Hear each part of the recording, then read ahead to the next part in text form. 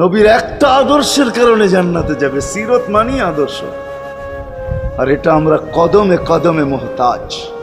কেননা এই ছোট জীবনটা যদি গ্রহণযোগ্যতা পর্যন্ত পৌঁছাইতে হয় আল্লাহর কাছে, চাই নারী হই, চাই যুবক হই, চাই বৃদ্ধ হই, যেই মানুষই হই না কেন, যেখানেরই হই না কেন, যেই বাসারই হই না কেন, যেই বর্ণেরই হই না কেন, যেই পেশারই হই না কেন, যেই সোসাইটিরই হই না কেন, এই জীবনটাকে যদি গ্রহণযোগ্যতা পর্যন্ত পৌঁছাইতে হয় কার কাছে? দুনিয়া আলাদের কাছে না, মালিকের কাছে, যিনি এক ফোঁটা পানির থেকে অস্তিত্ব দিছেন, যার কাছে আবার আমাদেরকে ফিরা যেতে হবে।